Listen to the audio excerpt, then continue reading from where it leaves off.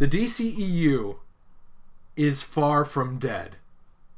Well, I'm just kidding. It kind of is dead, but it's kind of not. Obviously, it's the worlds of DC now, but it's still around, and we've got some news from that continuity. We do. We do. It's nice news, too. Now, Joker is out of that continuity. I mean, it's in a different multiverse or universe or whatever reality than the normal movies, supposedly. There's some news about Birds of Prey and the fantabulous emancipation of one Harley Quinn.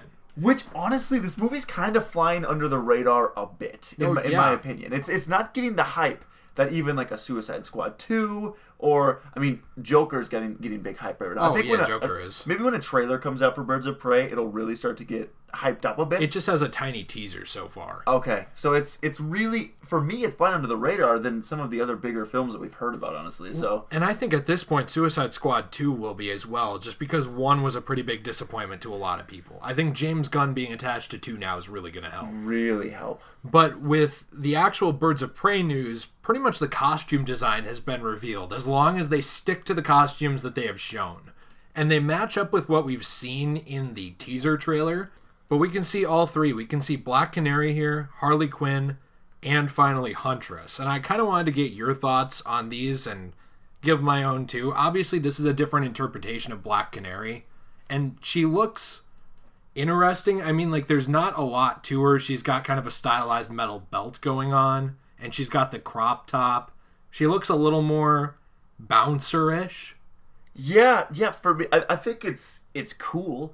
I don't really know if it's something that like blows me away. If she ends up being a cool character, great. And I don't know the actor. I'm not familiar with who that is, to be honest. So I think it looks cool. I like the bat. The bat almost looks like it has tattoos on it, which is cool. That's my thing. Is the bat the same one that Harley used to use? See, that's a good question. Because it says Good Night on it. Maybe. It might be. I don't think so, but it could be. So it could just be Harley's bat again. We don't know, but it could be its own thing and just be very similar. Yeah. We really have no idea. No idea. Looks cool, though. It does, yeah. And I like her hair a lot, too. Yeah. As long as they stick with this interpretation, I think it's neat. It's like more down-to-earth versions of these characters. As long as we don't get like a Killer Croc, like the one that we got in the first one, where it just looked bad. Like, just make the characters obviously comic book characters, but also characters that are a little bit more realistic in a way, I guess. You know what I mean? Where it's not like, that's just outrageous. I think it's a fine line to walk to, because something like the Christopher Nolan Batman movies go back and forth in terms of praise and criticism for their costume design. Like, there's people that love that costume, like that Dark Knight costume. They're like, that's great. If Batman was real, that's what he'd look like. And there's other people that are like, yeah, these movies are amazing, but the costume looks kind of weird. You know, it kind of goes back and forth in terms of that. So I think when you cross that realism line, it can just be hard to do. Sure. But these are more like, they don't look like comic book characters as much either. They look like people at a nightclub. Just eccentric people. Yeah. And that's an interesting way to do it, I guess. Because that's even further in that direction than the Suicide Squad was. Well, I was going to say, I think that fits the mold of the characters better, honestly. And there were good things about, and it's bear with me, but there were good things about Suicide Squad as far as some of the characters, like Margot Robbie's Harley Quinn. At points, Will Smith's Deadshot had some moments. Yeah, he was a little more of a caricature than a character. But... Definitely. And Amanda Waller, I thought, was really good, too. The Viola Davis is a great actress. So there were some great spots, and I think the costume design, for one, of Harley Quinn was great in the first one. Yeah, and that's a little different here, too, the costume design of Harley Quinn. I still really like this. I know Margot Robbie has described it as less male-gazy, which I think she means just Harley has a little bit more clothing on. Right. It's not as designed to be like, check out her ass. But I don't know. Like, I guess I liked the Suicide Squad one a little better, but I like how this is so down-to-earth and it's a different style and it still looks like it fits Harley. I was going to say, it fits the character Harley well. It does. It's just a collage of random stuff, basically. Yeah, it is. And it's like the gold, I guess you would say, corduroys almost. It's like, they're overalls, kind of like, right? Yeah, they're like, I guess they are overalls. They're not corduroys because those would be even more high up. Right. But they're overalls where they kind of come up like halfway. She has it partially unzipped and then she has not a sports bra, but like the highest tank top possible right. on underneath. So it's like, it still fits that character. Like, it's revealing enough for that version of Harley, but not so much that it looks like it would be ridiculous. Exactly. I don't know. It's a neat look for her. Huntress is the one I'm least excited about, just because, like you said, she kind of looks like she stumbled into a Spencer's or a Hot Topic. Yeah. A little bit. I don't really think she looks as much like the Huntress from the comics at all. And that does fit this theme, but it kind of just makes her look like goth or emo and like not much to it. But she's also facing the side, so we can't see all the details of the front.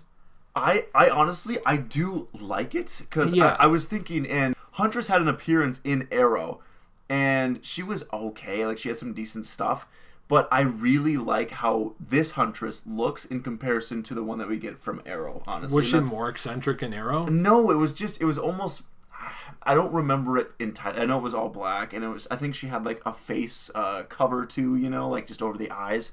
So it was fine, but I really like how she looks in this, and although it's not anything that's crazy like Harley Quinn, it's a very basic thing, but I like how the actress looks. She just kind of looks like, I don't know, I think she looks like a good fit for the character.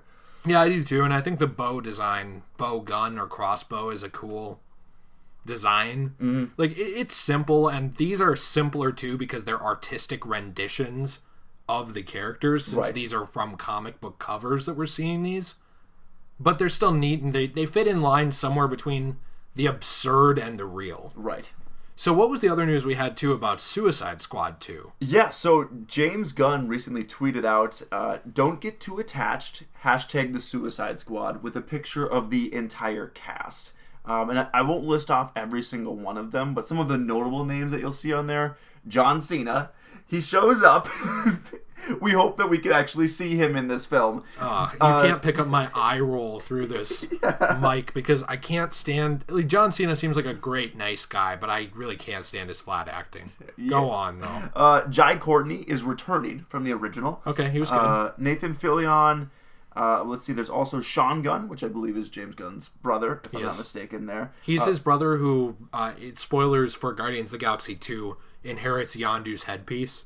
Oh, okay. Pete Davidson from Saturday Night Live, and among other things. Taika Waititi, I believe is he the director of Thor Ragnarok? He is, but he acts as well. Okay. Viola Davis, Idris Elba, Margot Robbie, and those would be the big ones. So we've got some returning actors as well, obviously, with Margot Robbie. Idris Elba taking over the role of Deadshot, Viola Davis returning as Amanda Waller. So some notable names returning, but also some big names coming in to also bolster up the rest of the cast. And I apologize for the rest of the cast that I don't really know, but those are just the notable names for me that I recognize just reading the tweet and seeing, like, oh, John Cena, oh, Pete Davidson. I wonder who Nathan Fillion will be. I don't know, actually. Because he's really good at voice acting, and I think he does a really good job acting, too. For a long time, people wanted him to play Nathan Drake from Uncharted, but he was kind of old for the role. Eventually, it got passed off to Tom Holland, if that movie ever comes out. Okay. But most of these cast members, we don't know who they're playing, because that wasn't revealed yet. Really, it was just the list that's been revealed so far. Yeah. So we don't have too much to go off of. I do want to note, just while you were talking, that I was looking up just to see if there were any inklings of what Nathan Fillion could be playing. And Kevin Smith, in this article, it might just be a complete joke. I just saw it kind of as I was scrolling through. But it said that he hinted that he might be playing the Green Lantern, which I don't know how that would fit. And I might just be taking this completely out of context, but that could be interesting if they started bringing in these bigger characters in Suicide Squad 2. I hope that... And not to really get into a full, speculation of the movie, because we're just talking about the cast right now.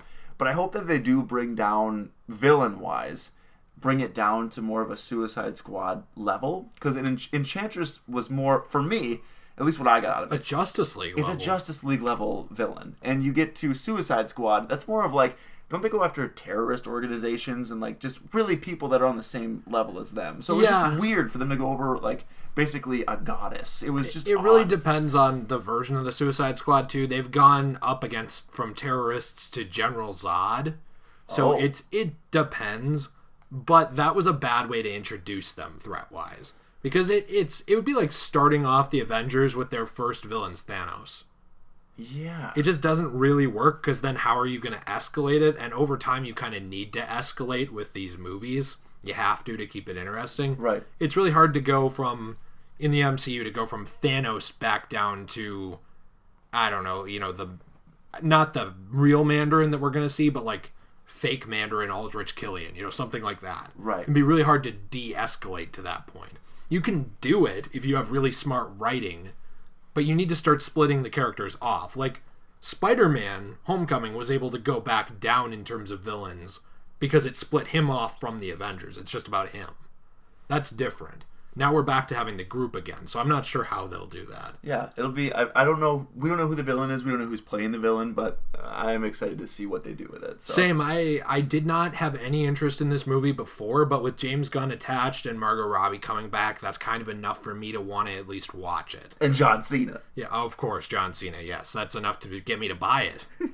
Good, anyway, man. guys, let us know in the comments down below what you think about these costume reveals. What do you think about the Suicide Squad 2 cast? Do you care? Are you excited for the movie? Did you enjoy the first one? Or are you kind of done with DC movies? Let us know. Like the video if you enjoyed this content. Please subscribe for more content. And click that bell to stay notified with new up-to-date videos. We'll see you in the next one. Peace.